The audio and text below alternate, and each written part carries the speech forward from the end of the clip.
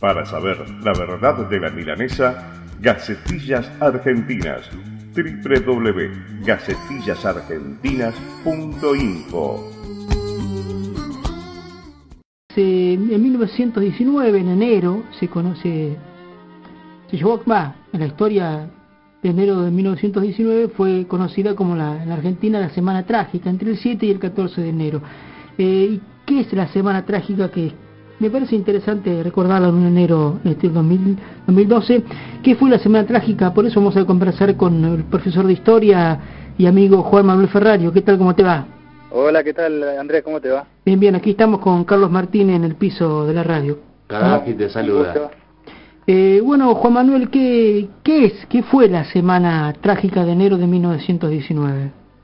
Mira, la Semana Trágica empezó, fue una huelga de los obreros metalúrgicos de los talleres Bacena, que hay que ubicarlo en el contexto, año 1919, en la Argentina, que se venía, digamos, de finalizada la Primera Guerra Mundial, y también de algo muy importante que fue la Revolución Rusa en el año 17. Lo cual iba a influenciar, digamos, el movimiento obrero no solo de la Argentina, sino del mundo. Y había mucha expectativa, no solo de los obreros, sino también de lo que eran los sectores más conservadores y la derecha argentina, que al día de hoy siguen considerando que 1919, la Semana Trágica, fue el momento histórico en que la Argentina estuvo más cerca de llegar a una revolución social. Lo cual te da una idea de la magnitud que tuvo eso. Los obreros metalúrgicos habían empezado una huelga porque había habido algunos delegados despedidos y, entre otras cosas, pedían no solo la reducción de horas de trabajo de 11 a 8 horas diarias, sino también, bueno, el tema aumento de los salarios, porque se habían reducido bastante en un periodo de, digamos, posguerra, que había traído mucha crisis y donde el salario obrero se había reducido bastante. Y otra de las cosas que pedían era que se readmitiera a los obreros despedidos. Un grupo de obreros había ido a los talleres Bacena en la capital federal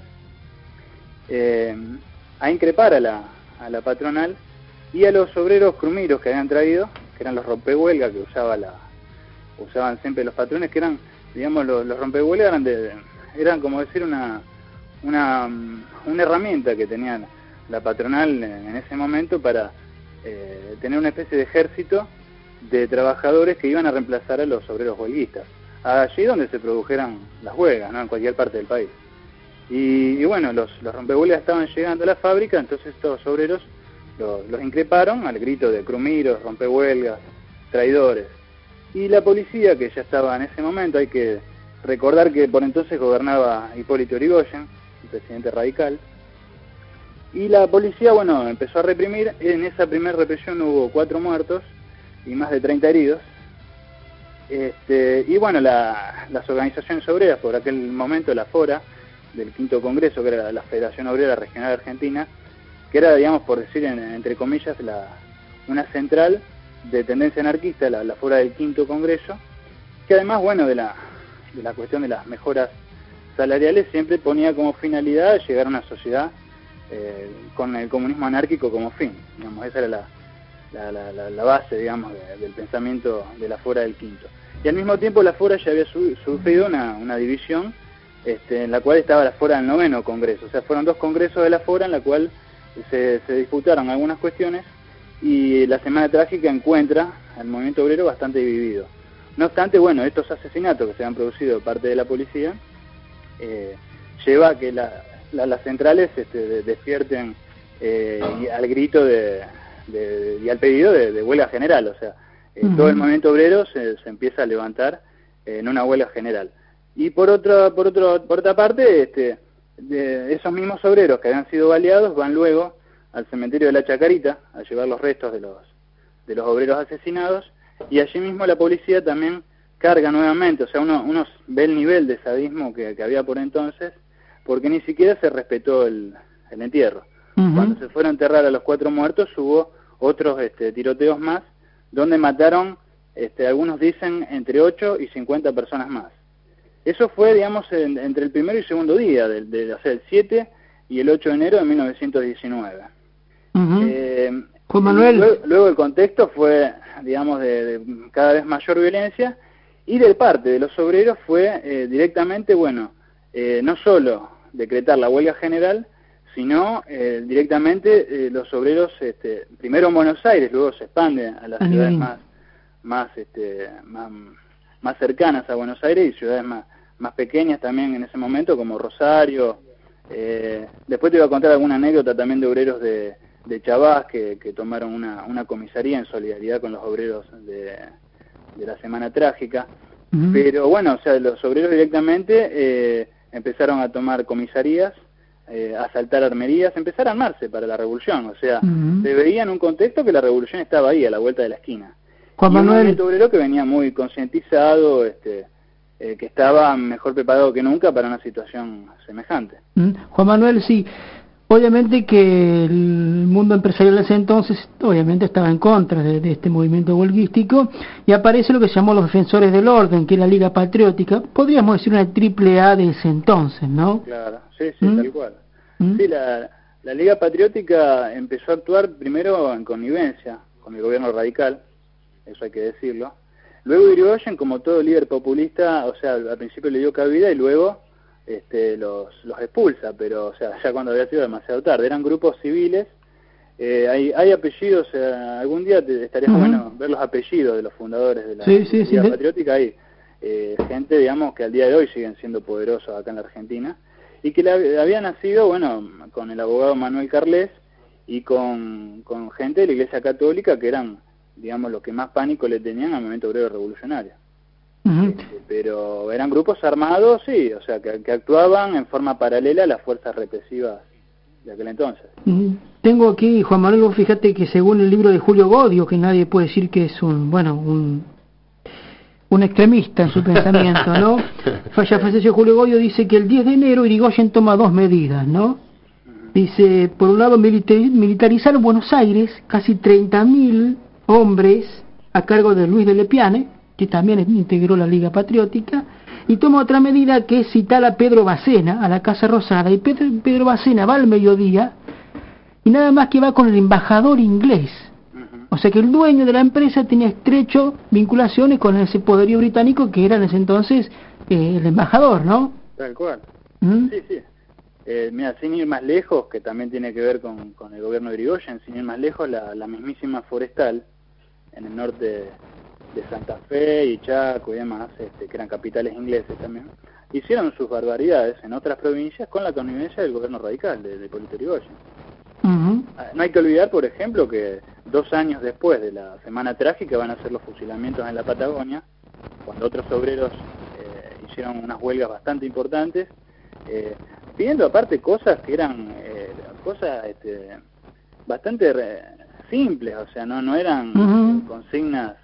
Lo que pedían era, o sea, mejores condiciones de trabajo, porque se trabajaba bastante mal, que no se persiguiera a los delegados, obreros, cuestiones muy simples, ¿no? Pero eso, digo, sin irme, ¿no?, con lo de la Patagonia, lo que quiero decir es que, digamos, el gobierno de Irigoyen tuvo, digamos, una política represiva bastante importante. Según el diario La Nación, del 14 de enero del 19 hubo 100 muertos y 400 heridos en lo que fue toda esa Semana Trágica. Digamos, tomo La Nación como un diario conservador, ¿no?, que incluso apoyó a los talleres Bacena, ¿no? Claro. Sí, en realidad, digamos, al finalizarse toda esta semana y volver la situación un poco a la normalidad, entre comillas,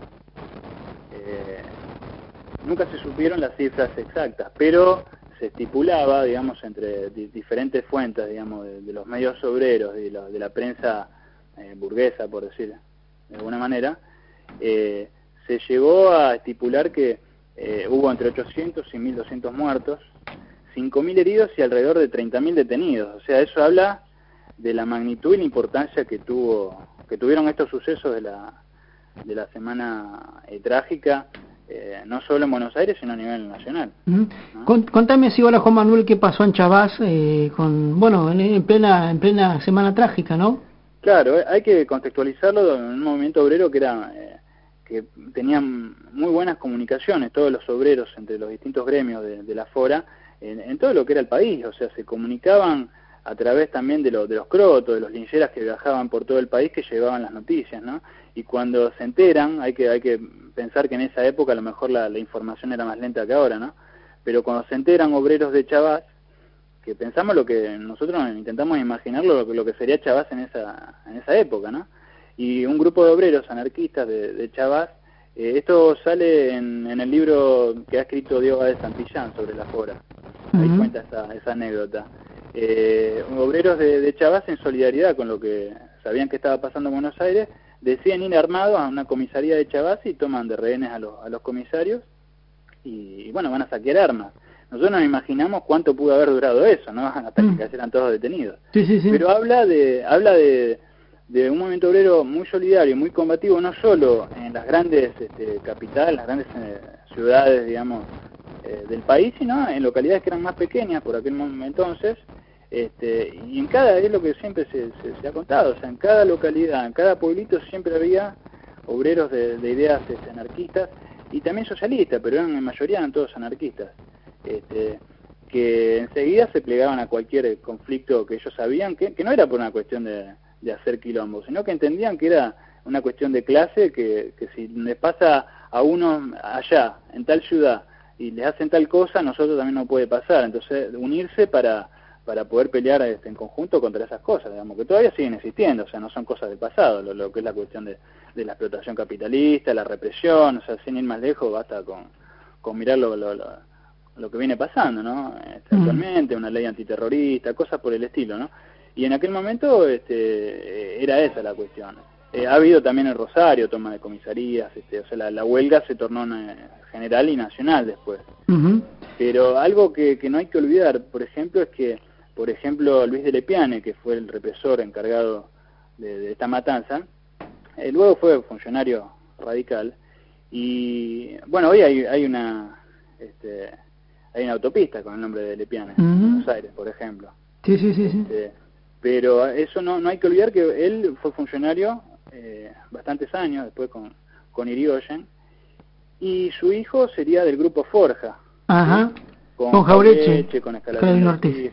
Digamos, lo que hoy en algunos sectores se pinta como algo progre, pero que eran grupos nacionalistas que venían así cargados de todas estas ideas. O sea, algo muy increíble y muy grave que ocurrió también en esos días de la Semana Trágica fue que se produjo los pogroms, las persecuciones a los barrios judíos.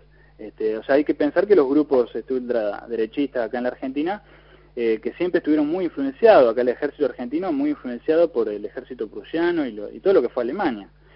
No solo en este periodo, sino después también cuando vengan todos los prófugos nazis, ¿sí? Eso es otra historia también que viene de la mano. Pero lo que voy es que toda esa influencia pangermánica, no solo en los uniformes, en los cascos, sino también en la cuestión ideológica del racismo, y porque aparte se asociaba, la derecha de entonces se asociaba al movimiento obrero con los rusos, ¿no? Con los rusos judíos que venían y que estaba el miedo del ruso, ¿no? De Simón Radovisky, que en su momento había matado al jefe de policía Ramón Falcón, y que bueno, siempre había sido una colectividad que vino también perseguida, incluso muchos judíos que habían venido de la Argentina habían venido perseguidos de los pogroms de allá de la época del zarismo. Juan Manuel, gracias por tu tiempo y hasta la próxima aquí en Contrapuntos. Bueno, por favor, muchas gracias a vos. Chau, hasta la próxima.